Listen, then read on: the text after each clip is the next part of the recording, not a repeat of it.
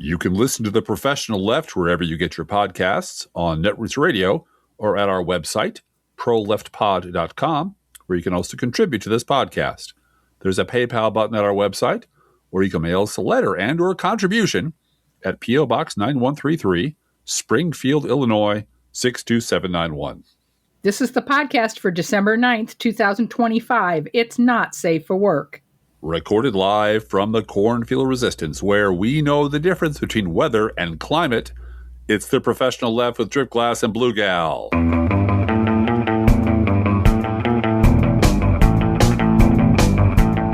Like the difference between weather and climate, we here at The Professional Left know the difference between short-term political weather and long-term political climate.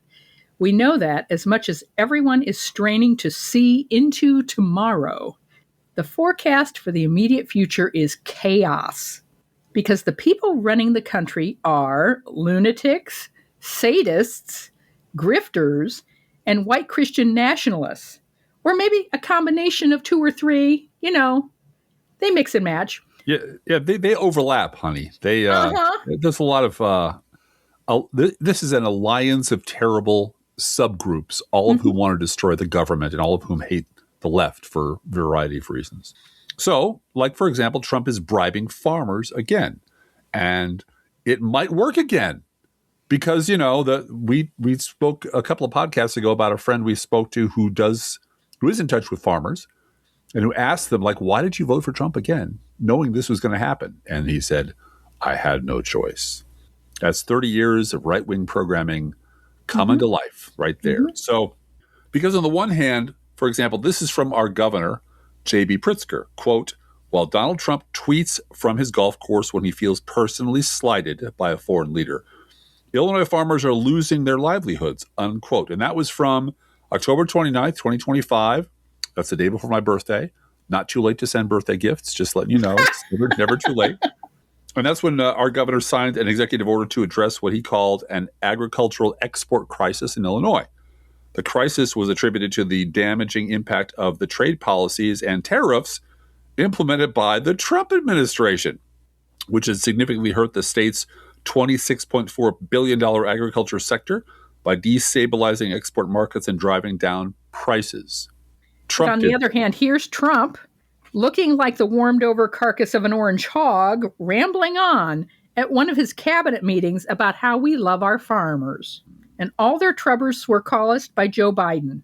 So after wrecking their export markets with his disastrous tariffs, he's going to cut them a check for $11 billion to keep them on his side. Because all he knows is bribery. At this meeting, Trump's Secretary of Agriculture, Brooke Rollins, went on a long ramble about how the Biden administration was all about DEI and climate change, and how they'd made a war on farmers.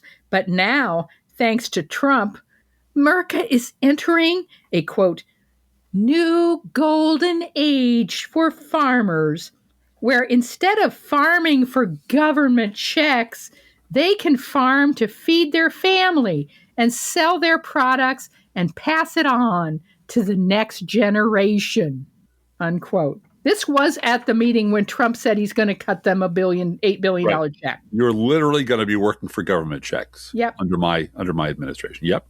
Please note, all this was said, again, at an actual meeting, and billions of dollars of tariff money that Trump extorted from the American consumer is being used to bribe farmers. Again. By the way, Trump was clearly on the verge of falling asleep the whole time. Yeah, it's just such a fucking mess. And I'm grateful that they put it on camera, but it doesn't affect MAGA very much. So the question for us in the short-term political weather end of things is American farmers, are they going to fall for this bullshit once again? The same lie Trump told them the last time, the time before that, and the time before that? Probably. And for the same reasons, MAGA clings to the ridiculous, insulting lies, which at this point, at some level, at least some of them have to know are just fucking lies. For example, this audio, generously provided by Chuck Schumer's interns, let's be honest about it, is Trump on affordability in 2024 side by side with Trump on affordability in 2025. Starting on day one, we will end inflation and make America affordable again. But the word affordability is a Democrat scam. One of my top priorities will be to quickly defeat inflation and make America affordable again. I don't want to hear about the affordability. We will make America affordable again. We're going to make it affordable again. You know, there's this fake narrative that the Democrats talk about, affordability. Affordability is a con job. We will target everything from car affordability to housing affordability. You know, this whole thing is, they use the word affordability. It's a Democrat hoax. And this from CNN is Trump talking about the Venezuelan boat strike twice, 5 days apart. You said you would have no problem with releasing the full video of that strike on September 2nd off the coast of Venezuela. Secretary Hegseth now says...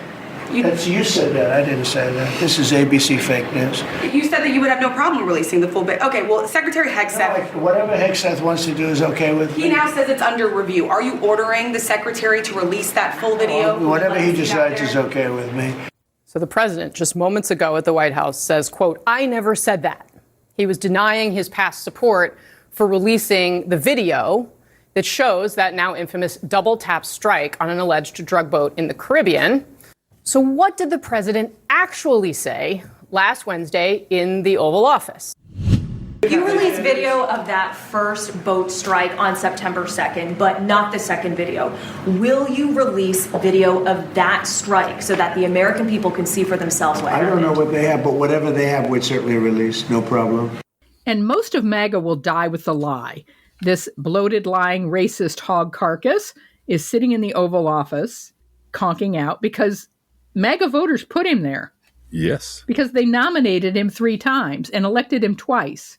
And collectively, MAGA would rather sacrifice their firstborn to Moloch than admit they were wrong. That they really are the credulous bigots and imbeciles we on the left have always said they were. They are Trump chumps. So that's the political weather. But when it comes to the political climate, that's a different story. One we've touched on several times on this podcast.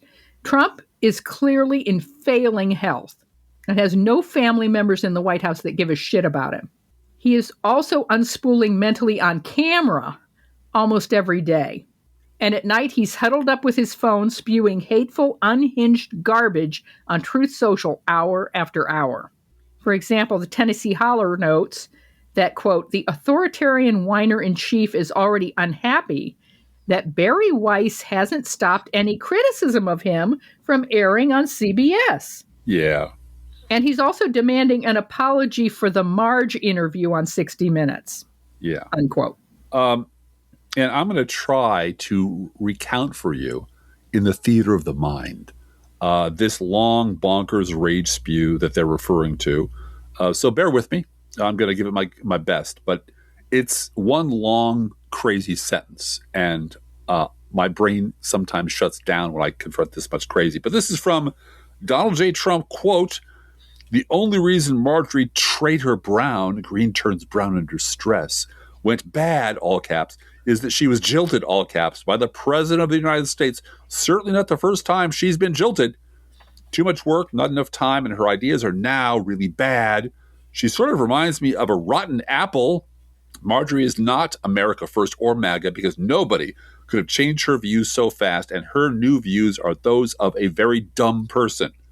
That was proven last night when washed-up, Trump-hating 60 Minutes correspondent, in quotes, Leslie Stahl, who still owes me an apology from when she attacked me on the show with serious conviction that Hunter Biden's laptop from hell, all quotes, was produced by Russia, not Hunter himself, parenthetically, totally proven wrong, exclamation point, close parentheses, interviewed a very poorly prepared traitor who in her confusion made many really stupid statements. My real problem with the show, however, wasn't a low IQ traitor. It was that the new ownership of 60 Minutes Paramount would allow a show like this to air. All caps, they are no better than the old ownership, who just paid me millions of dollars. Great move, CBS, by the way. For fake reporting, all caps, about your favorite president, me, all caps, exclamation point. Since they bought it, 60 Minutes has actually gotten worse. Oh, well, far worse things can happen, and that sounds like a threat to me. P.S. I hereby demand a complete and total apology, all caps, though far too late to be meaningful, from Leslie Stahl and 60 Minutes for her incorrect and libelous statements about Hunter's laptop, 3 exclamation points, President DJT, unquote. Wow. Yeah, that doesn't scratch the surface of the But there are places shit where his brain definitely focuses. Oh, yeah. And they're all pervert things. They're all grievances, petty. They're all the remember when you paid me the bribe money to go away? Remember that? Huh? Remember when you paid me money proving I'm right? Yeah. Which is why you should never fucking give in to people like this. No. But this just scratches the surface of the crazy shit coming out of his mouth all night long. You know, and every time he's in front of a camera. And MAGA just sits there with those cow dumb eyes of theirs, thinking this is our dear leader. And multiple, and I'm resisting saying I've heard many people say, multiple healthcare experts in the area of gerontology and dementia have said, when your circadian rhythms are screwed up and you're up all night and sleeping all day, that's a sign of dementia. Mm-hmm. And regardless of what his actual medical diagnosis is, you and I are not doctors, we both know that if Donald Trump were a farm animal, the demands of mercy would be that he be put out to pasture a long time ago. Yeah. Yeah. But he's not a cow or a horse or another farm animal. He is the thrice nominated and twice elected president of the United States of America. And he's now the undisputed emperor of the Republican Party. Thank you, Supreme Court of the United States. Yeah. Yep. And while people who know better might still be treating him like he's the second coming of Jesus Christ for their own greedy, depraved, ambitious reasons, and we could do a whole podcast on Trump's cabinet. Let's not. And how unqualified they are. You know, it gets worse. So just watch Idiocracy. Yeah. That's the cabinet, you know? Yeah. Water. You mean like the stuff in the toilet? The stuff in the toilet? They put in the toilet? Anyway, you know, Pete Hegseth and his fellow cabinet members, in their hearts and behind closed doors, they know he's the political equivalent of what's called the Jesus nut in aviation slang, the critical retaining fastener that secures a helicopter's main rotor assembly to the mast. It's called this because its failure would be catastrophic, leaving the crew with no option but to pray for survival. So Trump somehow has to hold it together so they can keep their cushy jobs. Mm-hmm. Because it all falls apart if he doesn't. If he doesn't, it all falls apart. Yeah. It's a single point failure holding the entire machine system together. And that's why you have a constant series of orchestrations of him pretending to be president. Right. And Susie Wiles is creating, shows. Theater. Cabinet shows, signing papers shows, him sitting behind the desk hiding his ankles shows. And thank God for Jake Tapper, who will leap in with, look, he's 79 years old. What do you expect? He's old. People fall asleep. It's normal. It's totally fucking normal. Jake, if you were ever a serious news person? No, if you ever recommended Jake Tapper to me, or said you should really listen to Jake, because every now and then he wanders across a truth and steps on it and it pops out of his mouth. Please retract your recommendation and apologize, because Jake Tapper was nothing but a right-wing WMD. Yeah. In it for the money, in it for the book. And if he had a shred of integrity, first of all, he'd quit. Second of all, he'd write a very fast book about, Biden was bad. Trump is so much worse. Everything I said about Joe Biden is true of Donald Trump in spades. I didn't say so during the election because I'm a whore, and you'll never hear from me again. That would be a benefit. That would be a social good. That would be an act of contrition, perhaps, that would get you past the gates of hell and into purgatory at least. Anyway. The MAGA machine is clearly starting to fall apart. Yeah. And if you listen carefully, and I know our listeners listen carefully, you can hear the sound of fleets of lifeboats being built in one way or another. That's why long ago, one of the mottos of this show, burn the lifeboats. Burn the lifeboats. And as you all know, one of MAGA orcs, who was one of the earliest to the boatyard to build her personal escape pod, is the aforementioned Marjorie Taylor Greene. And in that 60 Minutes interview, Madge talks about the death threats she's gotten as a result of her criticizing Trump.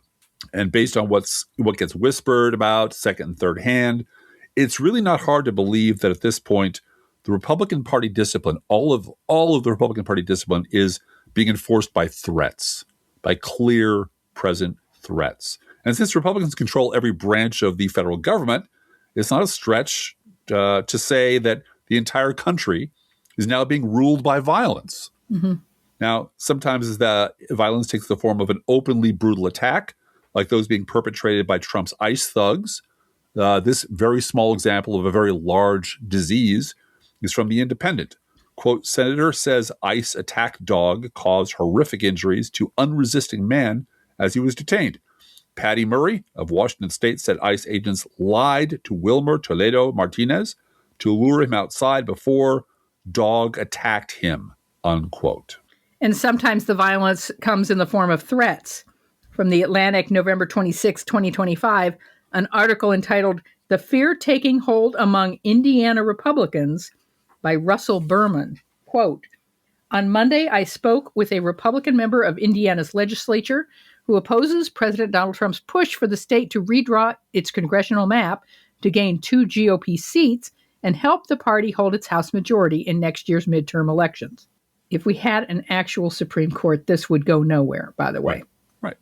Trump, with support from Indiana's Republican Governor Mike Braun, has vowed to back primary challengers against members of the GOP who are, for now, blocking the redistricting plan.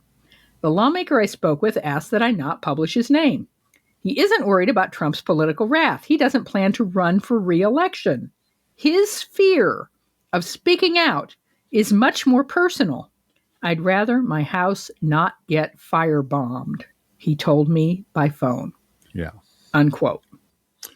As with every other fascist regime, violence and the threat of violence are the primary tools of the Trump regime and all of its supporters and fellow travelers. Also of interest to you is in that 60 Minutes interview is how you can hear just how perfectly Marjorie Taylor Greene has learned the magic legacy media conjure words, which have always worked for Republicans who need to escape responsibility for what they have said and done.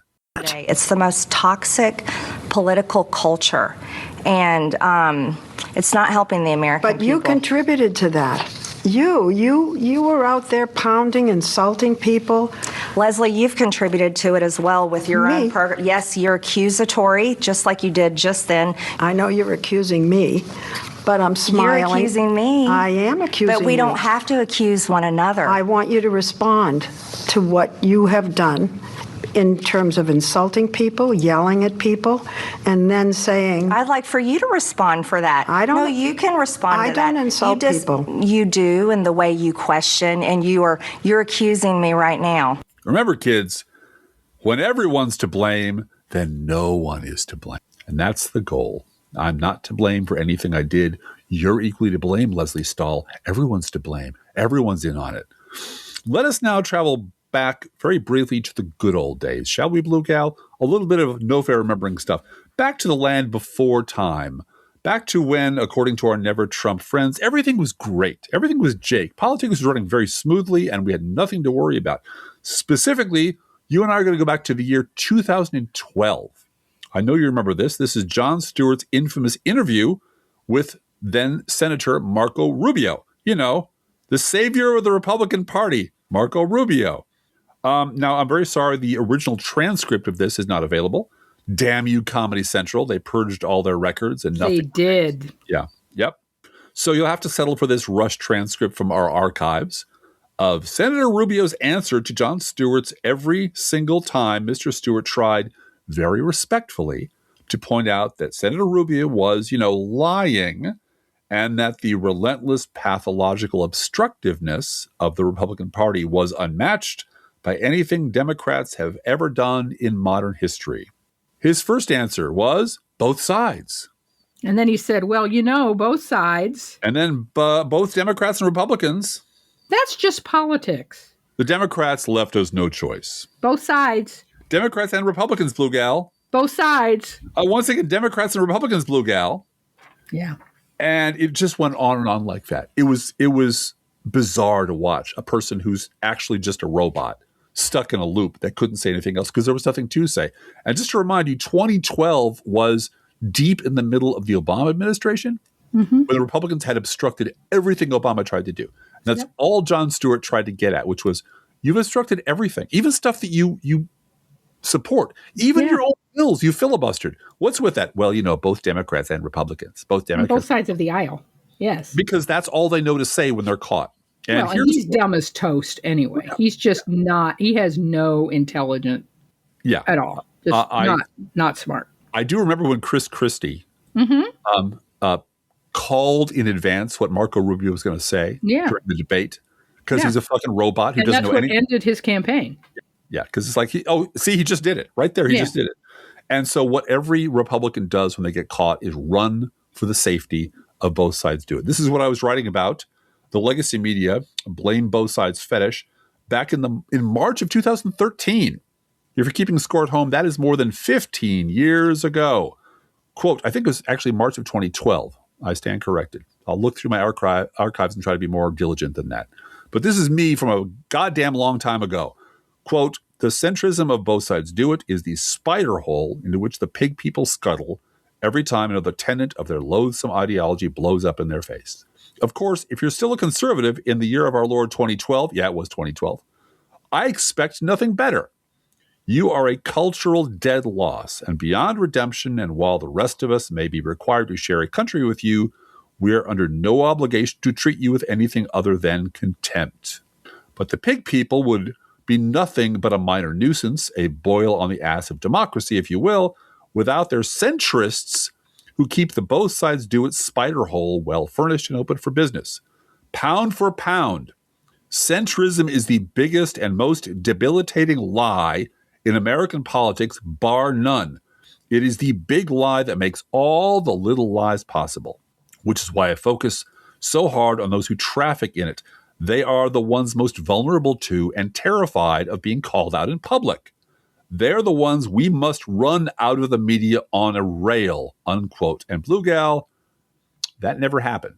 No. They all kept their jobs, and a whole bunch of former Republicans joined them in the legacy media and joined the centrist both sides do it bandwagon as the price of admission to that glorious club.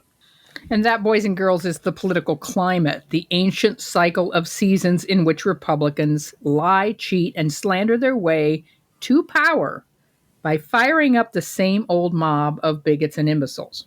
Then they fuck up everything they touch in actual governing.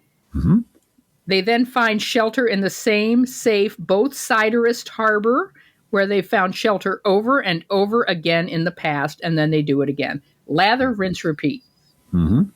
And that pandemic of both-siderism is still running wild through American politics and culture. Consider these two stories from News Square, December 9th, 2025. Quote, music icon Pharrell criticizes political division. I don't believe in either side. Now, as you know, Driftglass, I write a lot of headlines and rewrite a lot of headlines over at Crooks and Liars. Yes, you do. And this headline would have been, singer Pharrell doesn't mind singing to Nazis if they pay him well enough. Yep. That's how I would title this article. I'm just saying. Anyway, this News Square article says, Pharrell Williams is making his feelings about American politics unmistakably clear. Speaking at the 5th annual Black Ambition Demo Day, a celebration of Black entrepreneurship held at Sacred Space Miami on Friday, November 14th, the producer, designer, and Louis Vuitton men's creative director told the crowd he believes politics are not real and function largely as a magic trick designed to divide people. I wonder how people at the Louis Vuitton men's creative team are feeling about all the right-wing podcasters wanting to end gay marriage. I'm just asking if that's a magic trick. There's a whole bunch going on here, Blue Gal. Yeah. There's just a whole lot going on. Back to the article. As we look at what's going on in the current political climate, I'm just saying, I don't want to turn anybody off, but I hate politics, like despise them, Williams said from the stage. And again, a black woman didn't rush the stage and smack him silly. The happy singer, who has previously supported Democratic candidates but stated last year he no longer discusses presidential politics. Hey, Blue Gal, what happened last year in presidential politics? Black women ran for president. Yeah. Yep. And lost. Lost. Pharrell made his stance even clearer. It's a magic trick. It's not real. I don't believe in either side because I think when you pick a side, you are inadvertently supporting division. Yeah. You should never judge anything. No. You should never pick anything. Don't divide yourself from Nazis and white supremacists.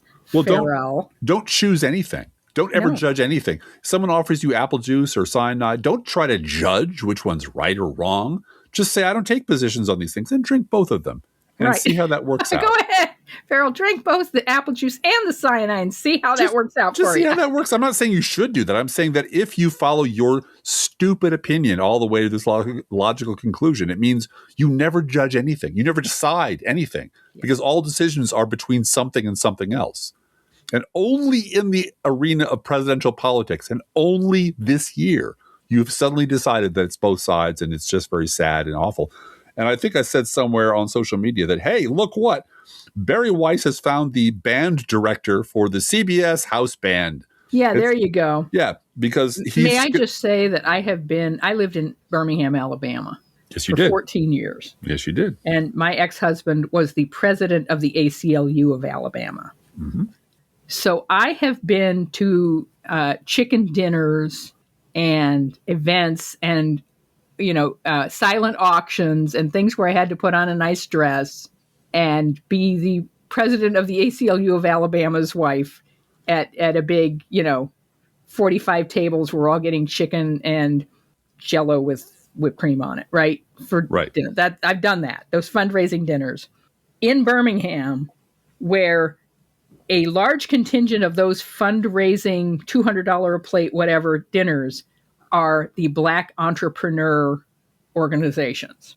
And those guys are conservative as fuck. A lot of them. Mm-hmm. They will give you the, Martin Luther King speech. They'll give you the equal rights and so on and so forth. And they'll give money to the ACLU of Alabama. They'll do that. Sure. But when it comes to taxation, regulation, etc., they're right there with George Will. Yeah. Yeah.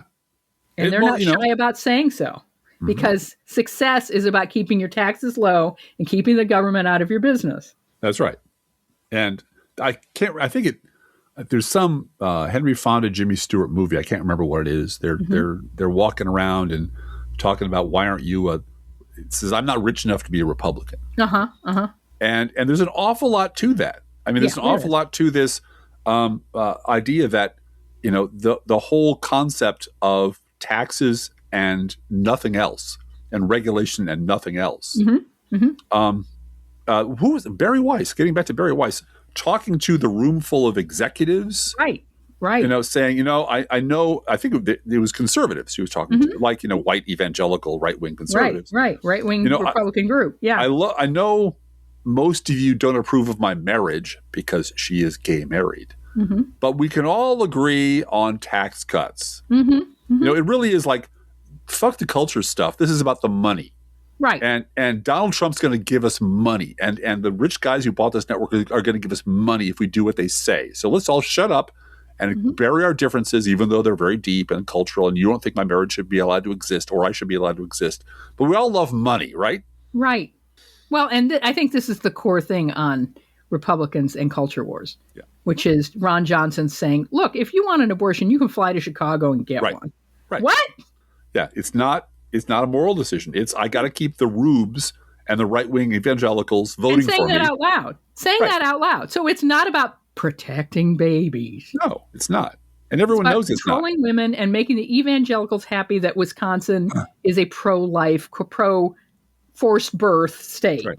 Yeah. Meanwhile, and if you can fly to Norway and get gay married, and fly to Norway and get an abortion, and fly to Norway and get Plan B, that's your business. Birth control, then you're all set. And no one needs to worry about that. But my taxes, I'm going to have to pay those. Yeah. Well, and if you have enough money to do those things, then you're in a club where nobody cares that you're doing those consequences. Things. Yeah. And because, the consequences are for little people. Right.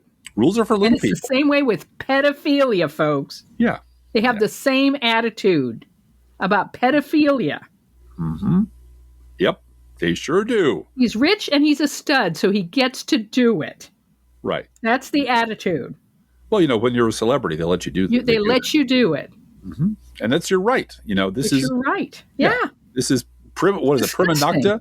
This is the privilege of empire. This is the privilege of the emperor, the privilege of the ruling class. And I do think we're going to have this argument on Thursday a little bit. I hate to promise future podcasts. We don't know what's going to happen. You and I can have an argument. But the argument that MAGA is being pushed now to defend sex perverts. Criminals. And say it's okay and say there's nothing wrong with it. Sex criminals. Yeah. Yeah. Yeah. And that touching children is okay. Well, and who was it? Megyn Kelly? Yeah. Taking the lead on that. Yeah.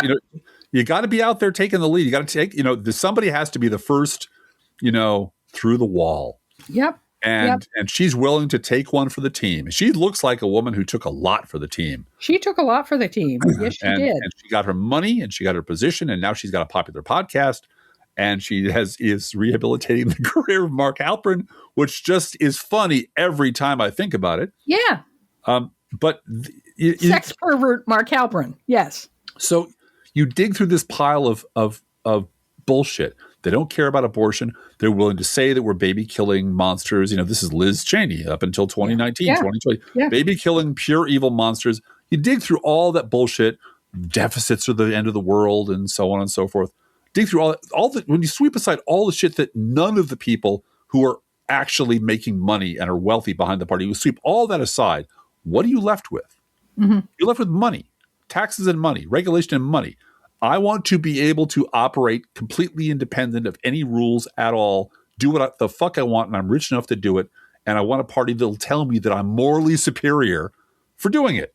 Mm-hmm. I want that Ayn Rand morality, that is wealth equals moral superiority. Poverty equals moral inferiority. If you're poor, you must be a bad person. Right. And society should punish you. I want to correct what I said earlier. It's not that Mark Halperin is a sex pervert. It's that he sexually harassed women in the workplace. Yes, he did. He sure did. Which was something that Megyn Kelly upheld as an evil. Right. When she moved to the Today Show. A minute ago. Yeah, well, because she believes in nothing. She believes in nothing. She believes in whatever will get her to the next thing. Yep. And she believes in her career. Yeah. And once that's your morality, anything goes. Yep. So meanwhile, we're on to CNN, Driftglass. At the other end of the spectrum, we're talking about both sides do it and how that's a universal get out of jail free card for everybody. Just don't judge us just because we're evil and we're doing terrible things. This is from CNN, December 5th. Hey, that's this month, Blue Gal, 2025. Quote, accused DC pipe bomber told FBI he believed the 2020 election was stolen, sources say. Wherever did he get that idea, Blue Gal? Where do you suppose the pipe bomber ever came to believe the 2020 election was stolen? Back to the article. During interviews with the FBI, the suspect arrested in the pipe bomb probe told investigators that he believed the 2020 election was stolen, providing perhaps the first indication of a possible motive for the bombs placed near the DNC and RNC headquarters. People briefed on the matter told CNN. Brian Cole Jr.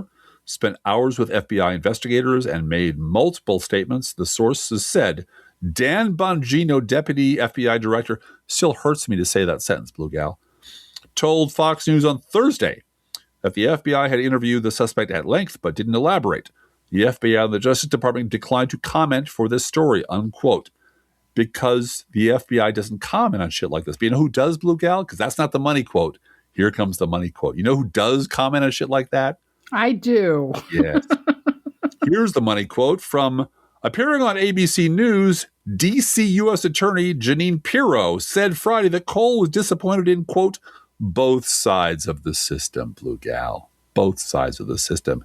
He was disappointed in various aspects of the election, but this guy was an equal opportunity bomber, she said. He put a bomb outside the Republican National Committee and the Democratic National Committee. He was disappointed to a great deal in the system, both sides of the system, unquote. And that is what we mean when we say the political climate. Yep. Mm-hmm. Yep. By the way, just as an aside and connecting a few threads here, this is from the New York Post via Fox News.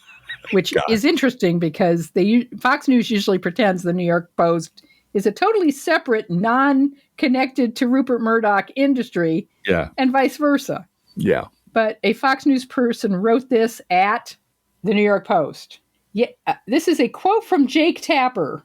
Yesterday, minutes before we showed you the suspect's photo in the pipe bombing case, I should note that I mistakenly said that the suspect was white.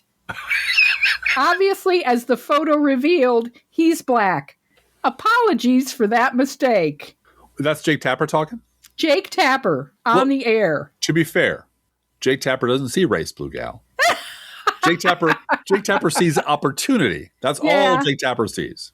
But look, the political climate, and this is important to me, and I hope to you, the political climate is changing.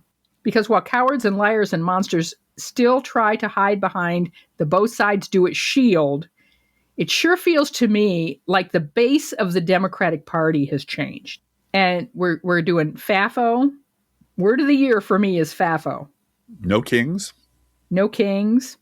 Now, you guys all know Miss Frazzled. She's on TikTok, and she does that thing where she's talking to Trump and Republicans like they're kindergartners who don't understand that what they're doing is wrong, and she calls them friend. Friend. And catch a bubble. Did you make a good choice? Catch a bubble. Did you make a good choice today, friend? Yeah. Yeah. Oh, I know they made you mad, but that's no excuse to raise your voice and threaten to blow them up. Yes, she does that. She's amazing. She's wonderful. She's very funny. Yeah, and she's very, very talented. Yes, she is.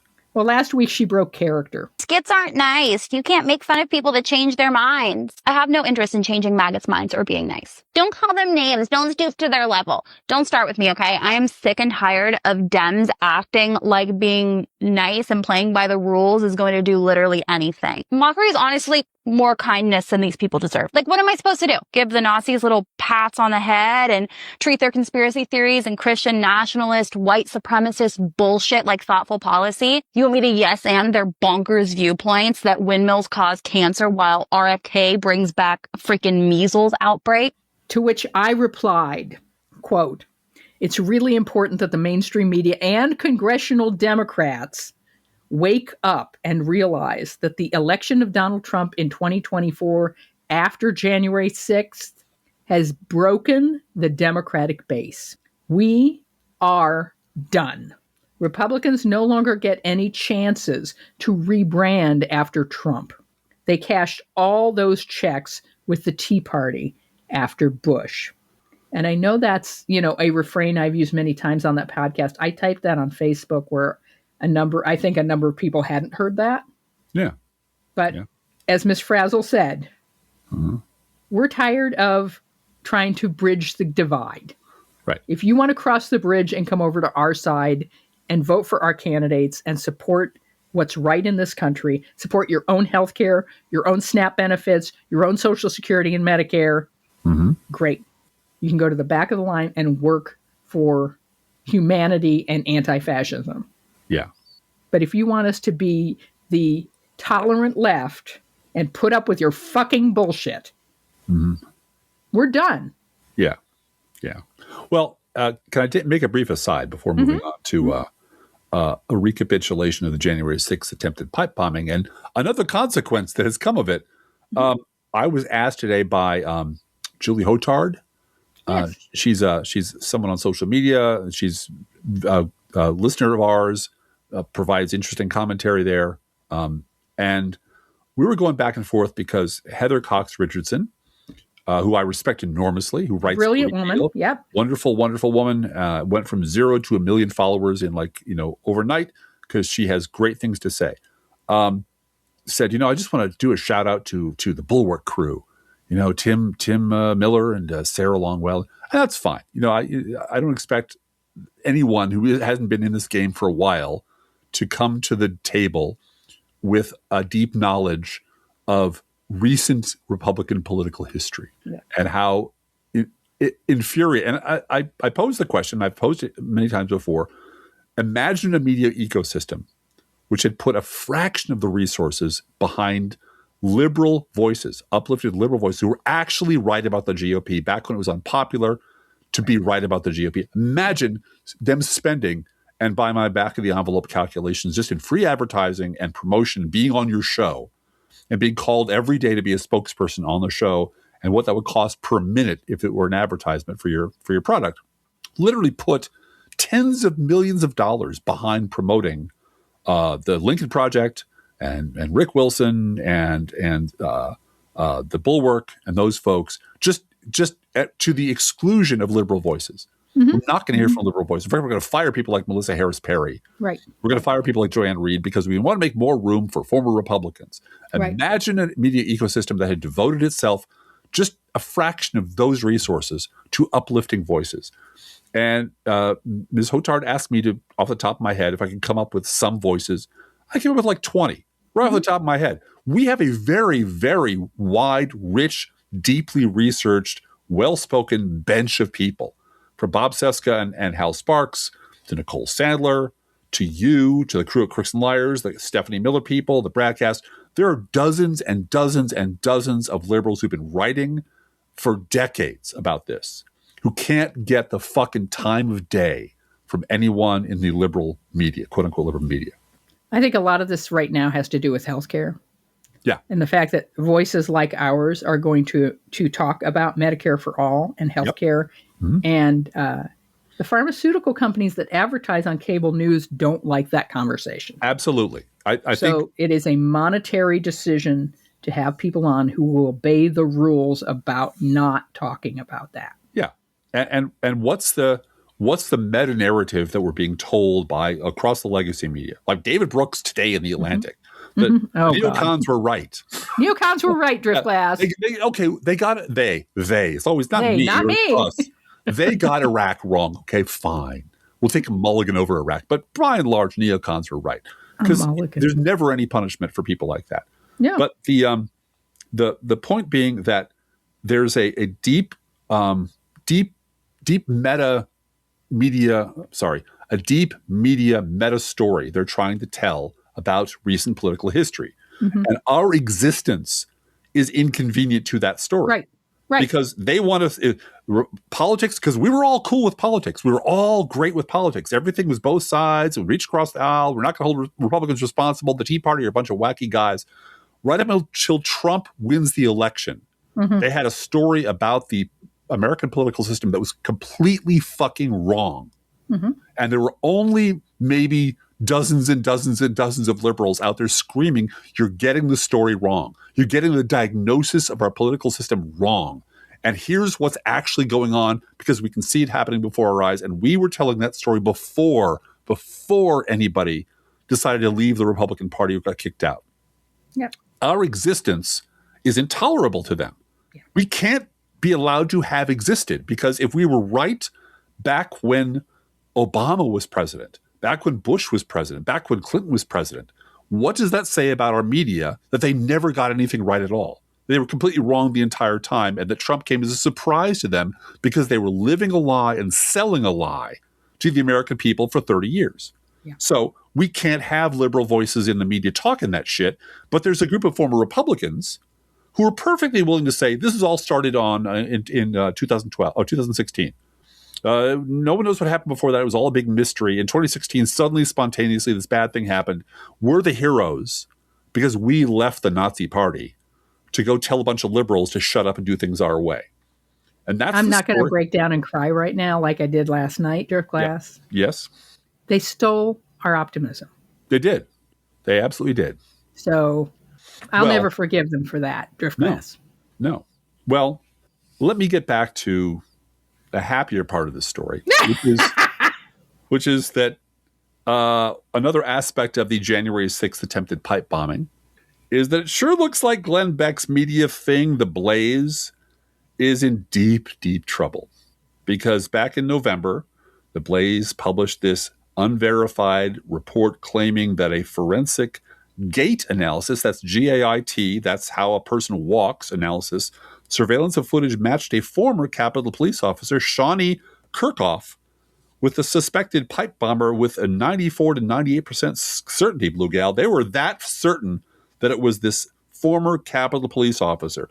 The report sparked significant online speculation and was heavily criticized by FBI officials and other media outlets. Reminder, this was back just a month ago. And then The FBI dismissed it all as grossly inaccurate and misleading. Turns out they were completely wrong. And we hope and suspect that Shawnee Kirkhoff will own the blaze when the defamation lawsuit is over. Because they cannot be allowed to get away with this shit any longer. That's right. Mm-hmm. I had a giggle today. Yeah. About old man Sean Hannity on his radio program, his AM radio program, AM radio. That's where it's at these days. That's right. He basically dissed 90% of MAGA podcasts and told people not to listen to them and told people not to listen to his very dear friend and former colleague, Tucker Carlson. That's what he was doing. This is absolute high comedy. On his radio show this week, in 2025, December, he said, quote, "I'm not going to get in the gutter with some people." Some people. Some people. And what they're saying. The left is insane enough. But when I hear and listen to some people that claim to be MAGA and Trump supporters and the things that they utter are so insane, I would just urge you, there's certain things. If you hear somebody that's racist, that's probably a good indication that they're not worth your time. If somebody's a white nationalist, they're probably not worth your time. If they praise Adolf Hitler, they're probably not somebody that's worth your time. If they're virulent anti-Semitic, hatred, if they have virulent anti-Semitic hatred, they're probably not worth listening to, and so on and so forth. Or, if they have bizarre conspiracy theories that darn well in your heart are just, off the charts, insane, or, just pure character assassins. Unquote. Now, that the left is insane enough dig, don't forget, that's classic both-siderism, heading it off with that. Yeah, left is bad. As a shield. Right. You don't want to be as bad as the liberals, do you? For gosh sake, right. You don't want that. And Sean Hannity can't appeal to reason or apply now trust your own judgment on this rule to his audience who have been absorbed in Sean Hannity on AM radio, AM right-wing radio for 40 years. 30 and years. He's going to tell them, trust your own judgment. And, you don't want to spend your time with people who are virulent anti-Semites. Yeah, just normally anti-Semitic. The normies. Yeah. Just a little bit of anti-Semitism. That's fine. This reminds me of lots of other things I'm not going to bore you with, but the ever ratcheting rightward progression of shit like this. Once you let the genie out of the bottle, once you say it's okay to hate that group over there, the next group's going to come along and pile even more on top of that. Which is going to sound Hitler's crazy. great. Yeah, whatever. Yeah. Well, they're going to pile more and more on top of that. Yeah. But you've already set the predicate that it's okay to hate this group. It's okay to talk this way. It's okay to use eliminationist language. It's okay to call feminists feminazis. Well, and that was the point that I was coming to. Yeah. Which is, and I know it's just gotten to be an awful trope these days that people run to, but The Handmaid's Tale. Yeah. The opening 100 pages of that is a gradual ratcheting up to women can't work outside the home anymore, and we're taking away their independent bank accounts. Yeah. After decades of feminazi on AM radio and taking away abortion rights. Yeah. And then there's a genuine fertility crisis not just among white people, but worldwide. And then it becomes necessary to enslave fertile women and rape them until they get pregnant. Mm-hmm.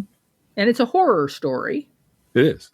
Yeah. But, we now have right-wing podcasters suggesting that the 19th Amendment is a bad idea. Yeah. Now that's, far right, on the edge, out there in the boonies, as Hannity said, off the charts insane. But, banning abortion was off the charts insane until it wasn't. And then they did it. Right. Well, and I know we've picked on her more than once, I think more than once on this very podcast, but Liz Cheney was calling us liberals baby murdering, bloodthirsty monsters. Abortion after birth, bloodthirsty monster baby killers. And she made it very clear. I'm not talking about abortions. We're talking about live babies after the abortion. Democrats murder them. They kill them. And that's okay with them. This is how Democrats are. She took it from a lie that was a specific lie to about all Democrats, and now Democrats are the face. And she did it at a House Republican press conference. She did. And it's still out there. Not on an AM radio show. She did it in a quote unquote legitimate venue. And never apologized, never retracted it, never redacted it. When we brought it up, we were told by our Never Trump friends to shut up and sit down because she's an ally now. Yeah. And little differences over abortion shouldn't be, an issue that would drive her away from the democracy project that they're trying to build. Which we have to all be together fighting for. Right. But she never, like a typical Cheney, never apologized, never backed down. Well, never it's said I was Taylor wrong. Greene. Yeah. I know you are, but what am I? Right. But what happens after that is, but now if I'm a MAGA, I can argue why she's nuts. Right. Look, if Democrats are truly the face of evil, Liz, then doing anything we can to stop them from taking over the government is legitimate. We're freedom fighters, which means January 6th was legitimate because we were trying to stop these monsters from taking over the government. And this is why we got to stop being nice to these folks. Yeah. Yeah. And I mean, and call them out for being chumps. And every time Trump takes money from someone, every time he takes money from or a plane or builds a ballroom with billionaire money, has 5 billionaires to his inauguration and no public space for MAGA to enjoy the inauguration anywhere in Washington. When he does that, all of that needs to be pointed out and rubbed in their face. And you're a Trump chump. I would add to that. Mm-hmm. And I know that we don't do this, which is why nobody invites us on to Main Street. We cannot, if it's within our power, every time someone breaks loose from the MAGA movement, but is unrepentant, has made their bones shitting on us, calling us evil, creating this horrible dichotomy that they built the monster machine that they're now trying to escape from. They won't apologize for it. They won't take responsibility for it. And we're told by our allies that we should just shut up and sit down and be nice about it because now they're on our side. Right. Fuck that. Yep. Fuck that. Absolutely not. They teach you in kindergarten to apologize to people that you hurt, apologize for people that you did wrong to. Why the fuck can't we hold Liz Cheney to the same standard we hold kindergarten children to? Because it'll hurt her feelings. Cheneys don't have feelings. Cheneys have motives they're and opportunities. Political animals. They're cold-blooded political animals. Yep. And if they can't find it in their little hearts to apologize for being awful, monstrous scumbags, lying scumbags, then I want no part of them. And same thing with Marjorie Taylor Greene, right? And there's going to be a lot more of these people because a lot more of them are going to find their way out of the collapsing Trump regime, and they're going to look for a place to land. And all of your very good Never Trump friends are going to welcome them in. And give them a seat. We have to train each other. And because I had a friend back in college who just shook his head at me and said, Fran, you're a good woman. You're a good feminist. You've got a lot of smarts. There's too many traitors in your ranks. Yeah. And he meant it about women and feminism and all that stuff. But it's true among Democrats too. Yes, and I think we're making a lot of progress. But there are too many goddamn Democrats, especially among House leadership. I'm looking at you, Hakeem Jeffries. Yeah. Who are thirsty for approval and camaraderie with Republicans. In the workplace, Blue Gal. In the workplace. Yeah. Enough. Yeah. January 6th ended that. Ended it. He pardoned people guilty of seditious conspiracy. And doesn't remember doing it. Did it with an auto pen. Yeah. Doesn't remember the details of any of it. Yep. Stole classified documents. Did everything he and his party accused Hillary Clinton and Kamala Harris and Hunter Biden of doing. I would advise you all to run from these traitors as fast as Josh Hawley ran from the J6 mob. Yeah. Yep. And don't don't be thirsty for their approval. Oh, look, this Republican says that Trump is a poofy face. That's great. Yeah. Ask yourself, why aren't they hungry for our approval? Right. Why is quit your job and spend the rest of your life? Now, there are Republicans who have done that. Yes, there are. There are Republicans who have quit their job and worked for the rest of their careers on righting the wrongs. Bruce Bartlett. Hey, Bruce Bartlett. Yeah. Yep. But they're few and far between. So there are some. Yeah. And elevate those folks. Our recently deceased former governor, Jim Edgar. Yep. Took time off. So there are. Okay, so we got to talk about the crookies. Yeah, no, now for the fun stuff. This is fun stuff. This is the desserts. Crooks and Liars every year. Crooks and Liars, the blog that I work for, does at the end of the year does the Crookie Awards. Right. And the Crookie Awards are not just the worst of the year; they're also the best of the year. And we run them on Christmas Day and New Year's, and sometimes, occasionally, in between, if we have a lot of them.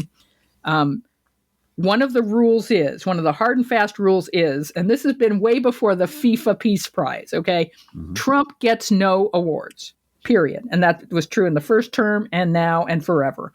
Trump gets nothing. Or he'd win all of them. That's the problem. He'd win all of the worst awards he'd win. And he just gets nothing because he doesn't deserve anything. He doesn't deserve any accolades, good or bad. We're not feeding that. Right.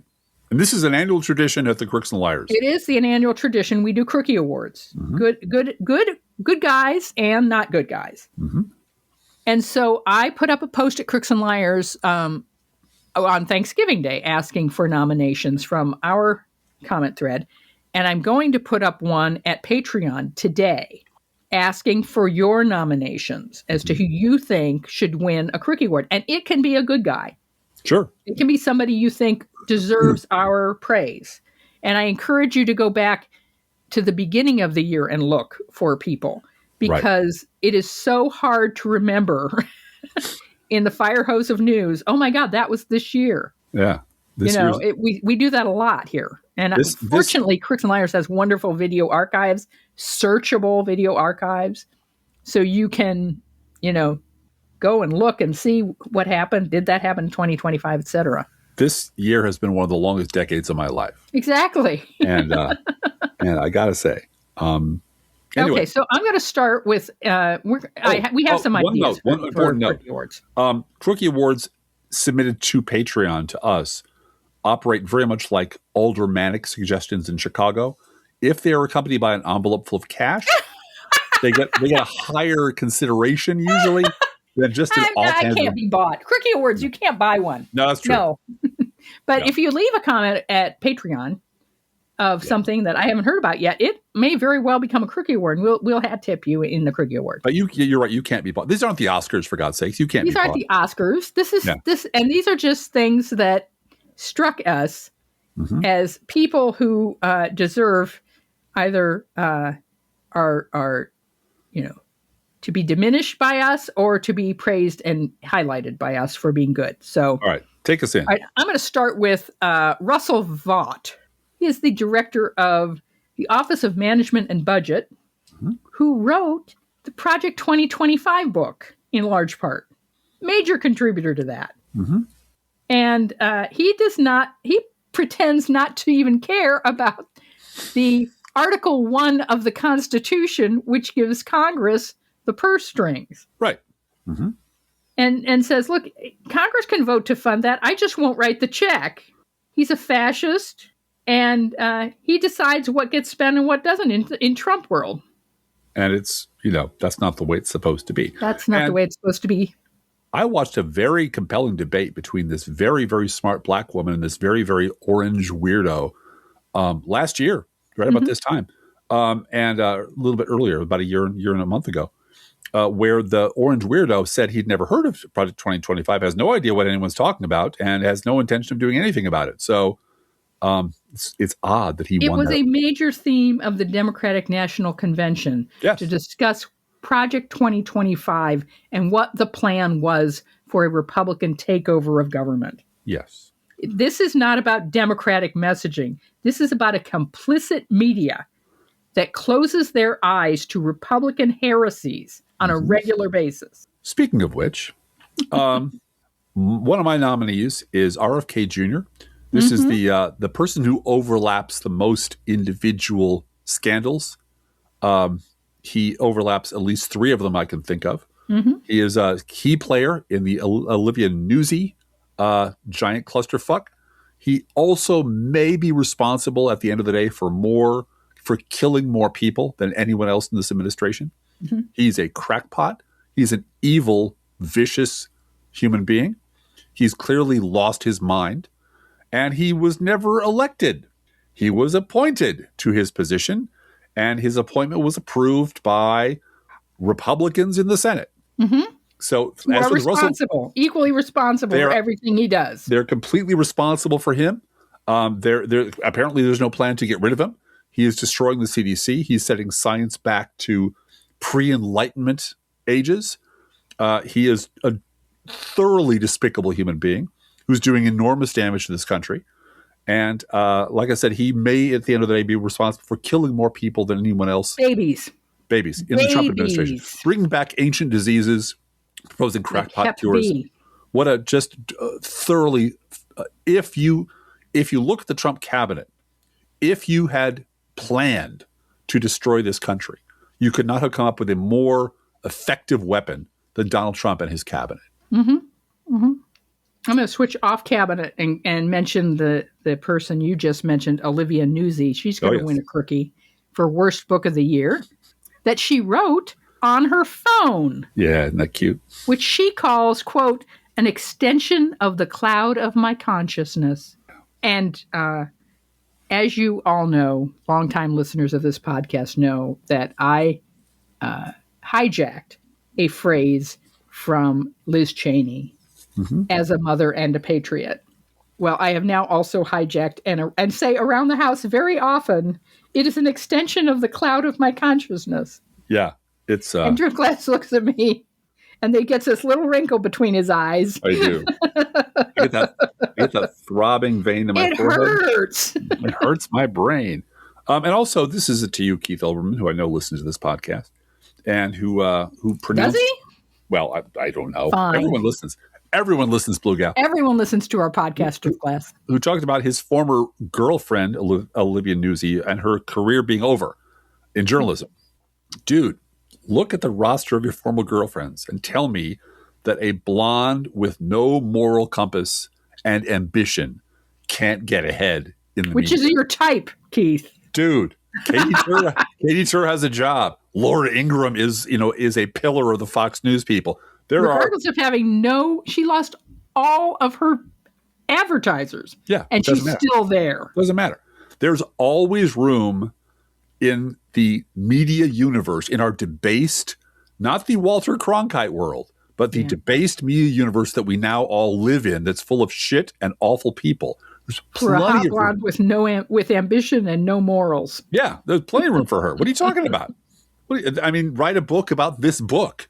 Yeah, and get ahead. But yeah, I have every confidence in the low moral and ethical standards of the American news media. Yes, that the news media has a soft pillow for her fanny. That's the truth. Yes, they do, and they always will land on it. Yep. Speaking of awful people who shouldn't have jobs in the media, but they do, we mentioned Barry Weiss already once, and we're going to mention her again.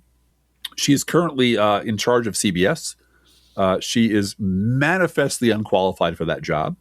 She is there to do the bidding of right-wing scumbags, and I'm sure she'll do a fine job killing a dinosaur that was already 9/10 dead. Yeah, yeah. She's there to put the pennies on its eyes and put it in the ground. Good for her. Great for her. One thing she did not anticipate, I think, is that employees have one power over which you cannot exercise any effective control. That's the power of quitting. Yep. There's a bunch of certainly are. Bunch of high-profile people who are walking out the door at CBS that she has no plans to replace, as far as anyone can tell, because she should not be in that job in a million jillion years. And that fact that she is worthy of a Crookie Award. Yep. Now, back to blonde ambition for a moment. Crookie finalist for stupid thing said by a right-wing ghoul is America's Voice hostess Gina Loudon, who said in November that people who couldn't afford high turkey prices on Thanksgiving had a, quote, lack of patriotism and a, quote, lack of sentimental regard for our pilgrims. Mm-hmm. By the way, who did not eat turkey on the first Thanksgiving. They ate shellfish. Yeah. Coastal. By the way, this belongs in the Jesus Was White book. Jesus Was White category. Yeah. Famous, Megyn Kelly, famous phrases from Megyn Kelly. Yeah. Now, I'm going to nominate Doge collectively because in the running with RFK Jr. is for a number of people killed as a direct result of your incredibly stupid, callous, uncaring destruction of government programs. Another thing also that completely ignored Article 1 of the Constitution. Oh, yeah, just went in and shredded the place. Yeah. And this is what MAGA voted for. Yep. They hate the deep state. Yeah, send in a bunch of kids with chainsaws to chop the fuck out of the government because the government is evil and wrong, except for the part that pays me money, which case is a good part. And in the end, it'll come down to a race between RFK Jr. and Doge/Elon Musk. Again, nobody elected any of these people. These are the hit men, the hit squads that Donald Trump picked to destroy your country. And Republican senators just sat back and let it happen because they don't give a fuck about you. Yeah. Blonde ambition once again, Driftglass. Oh, my. The Tammy Faye Baker fake crying glamour shot wannabe of the year, Erica Kirk. Also her $10,000 a plate Mar-a-Lago black tie fundraiser. Yeah. Like every grieving widow out there has one of those. Sure. And combs their fingers through the hair of the Vice President, J.D. Vance, too. Oh. Mm-hmm. Like many social media, I think you noted on social media that you mourned the loss of Joanne Fabrics. I did. Longer than Erica Kirk mourned her murdered husband. Yeah. I did. And that's just a fact. Yeah. And I get it. People saying you can't judge people. You don't know what's in their heart. You're right. I don't know exactly what's going on in the hearts and minds of her or people like her. I do know that they're bad people with awful motives and they hate this country and they want to see us turn into a white supremacist fascist dictatorship with Donald Trump or someone like him running it. So the individual details of their tragedy, I don't really give a shit about. I can't see into her heart. I can see her behavior. Yeah. And it's all her behavior has been to use her husband's death as a marketing and business opportunity. That is undeniable. Yep. Now, there are bad people who are, in fact, have one skill, like a sniff hound who can smell, prey a mile away, can smell a wounded deer from 30 yards away or 300 yards away. And such a creature is Marjorie Taylor Greene, the aforementioned Marjorie Taylor Greene, who is a terrible person but has correctly read the room. Mm-hmm. She has seen what's happening inside of her party and would very much like to be excused now and would very much like not to take the blame for much of it because everyone does it, Leslie Stahl, even you. Mm-hmm. Mm-hmm. Trump's butt kisser of the year. This was a tough one because every cabinet member does it. But we're going to give the award, the Crookie Award this year to Kristi Noem, who said this year that LA wouldn't be standing today if President Trump hadn't taken action. And more recently said to the president, "Sir, you made it through hurricane season without a hurricane. You kept the hurricanes away. We appreciate that." Lindsey Graham was left in the dust with that one. Yeah. Damn it. How did you get past me? I thought I had that corner completely staked out. I would like to correct you. That would be future presidential candidate Kristi Noem, because that's clearly what she's angling for. She also understands that MAGA are just reprogrammable meat bags, and they want to believe that you control the weather. Yep. And she'll get any amount of plastic surgery to make sure she looks like a Mar-a-Lago gal. I'm a Mar-a-Lago gal. I want to be your next president. Trump's quote-unquote prosecutors, Lindsay Halligan, Jeanine Pirro, Alina Habba, who said, "I'm not disqualified, I quit." I got to nominate all of them either as terrible people, which they are, or perhaps as the saviors of democracy, because they're all just dropping like flies because they're so fucking terrible and they're so fucking arrogant in their stupidity. I can handle things. I'm smart. Not like everybody says. Like dumb, I'm smart and I want respect. All right.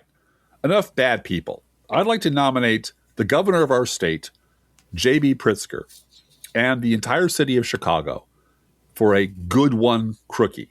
Good guys. People who stood in the breach, because unlike other states, I'm not going to count California because California is our friend, but from the governor to the mayor to the legislature to the people in the street, there was a unified opposition to the ICE thugs that Trump sent to our state to hurt people and drag kids off in the middle of the night, zip-tied and naked. It was J.B. Pritzker stood out in Chicago and was making jokes about, oh my God, the terrible war zone on a beautiful day in Chicago. It was the unified front that Illinois and Chicago and Pritzker all put up that let Trump know in clear terms, you are not welcome here. We do not want you here. Get your fucking thugs out of our city. Now they came. Yes, and they still invaded that building. They did. They did all the terrible things. But the people of Chicago figured out a way to deal with it without killing them by running around behind them with whistles and horns and alerting people in the neighborhood. There was a lot of very clever protest improvisation that kept them on their back foot and let them know every minute of the day they're not welcome here. We do not want you here. By the way, here's a hot dog. We know you're stuck here, National Guardsmen, and it's a real shame, but we don't want you here. Nobody asked for you to come here. Crime is under control for a big city here. Please fucking leave now. That message is repeated over and over again. They didn't let Kristi Noem use the bathroom in restaurants. I know. Hey, when we played our part in Springfield, when she was going to come down here and do a little show in front of the governor's mansion, a bunch of us showed up, and she scampered down an alley to hold her conference elsewhere. The person who she was here to say, see, illegal immigrant killed this poor woman, etc., that woman's mother was a protester who said, how dare you use my daughter's death to advance your horrible agenda, you bitch. Yep. This is a triple award of good guys. Mm-hmm. The Portland Frog and everyone that wore an inflatable costume, unicorns, dinosaurs, frogs at various anti-ICE protests to bring some mirth and joy and contrast to the words coming out of the White House about their various cities. Mm-hmm. The sandwich guy who, you can indict a ham sandwich, but you can't indict the sandwich guy for throwing a sandwich at a police officer wearing Kevlar and think that a grand jury is going to look at that and say, yeah, he was a real threat. But he's going to smell that mustard until the day he dies, Blue Cow. He said he was going to smell that mustard. He smelled that mustard. It was traumatizing. Yeah. The Nose Kings marches. Largest protest in the history of the world. Mm-hmm. I guess blew the Women's March out of the water, too. Yeah. And so and they're not over. And they're not over. No, ongoing. So we got awards for all of you at Crookies. There's too many to mention, but I'd like to nominate a bunch of circuit court and appellate court judges. The Supreme Court is, of course, dead. They're gone. They're lost. They're in the hands of the worst people in the world, and they're being used by a tyrant to justify his actions and get away with murder. So them off the table. Circuit court judges and appellate court judges and other judges down the line are doing their best to hold the line and writing more and more unequivocal decisions about, no, this is unconstitutional. No, you can't say this. Your prep is awful. You left pages off. You're not allowed to do this. You're not a legitimate prosecutor, and on and on and on. Guess which members of the grand jury I gave the evidence to? And guess which ones I didn't? Yeah. It's a game. Yeah. Judges don't like games like that, Driftglass. No, they don't. So there's a whole bunch of judges out there in the world who are doing the Lord's work, and we appreciate them one and all. Many people at the Crooks and Liars comment section have nominated for the big award, Crookie of the Year, House Speaker Mike Johnson. Mm-hmm. Now, he is all three of the monkeys. He hasn't seen anything, watched anything, heard anything, or even considered anything that Trump has done, or perhaps not done, in the entire year of 2025. Mm-hmm. We will probably also do a good guy one for Zohran Mamdani and his campaign for New York City mayor. Also, the blue wave of 2025, we will also be doing one for them. And we're still figuring out some of the awards. I would just say it's still an ongoing thing, which is why we would love to have your suggestions over at patreon.com/proleftpod, where I will have a separate post. And it's open to anybody. You don't have to be a Patreon donor. We'd love you to be one, but you don't have to be, to leave a comment and let us know what you think, who you think should be a good guy or a crookie for 2025 over at Crooks and Liars. Yeah. And we'd love to hear from you because you guys have good ideas. And based on the categories that you've articulated this year, you can just make up a category. Oh, anything. Anything you think of. Mm-hmm. Yeah. Go right ahead and let us know what you think. Worst haircut. Most unlikely partnership that horrifies us deep to our core, Megyn Kelly and Mark Halperin. Yeah. That's that sort of thing. You know, I'll tell you, like, for instance, we remember that Crooks and Liars primarily is a blog about American political news. Uh-huh. So I would love to give a good guy award to the Prime Minister of Canada, but we probably won't. Right. Because that's just sort of out of the range of what Crooks and Liars covers. Right. So I'm just suggesting there are some guidelines about that. We do not give awards to Trump again, ever. Right. He can be mentioned in an award like he is for the Mike Johnson Award, but he doesn't get a prize.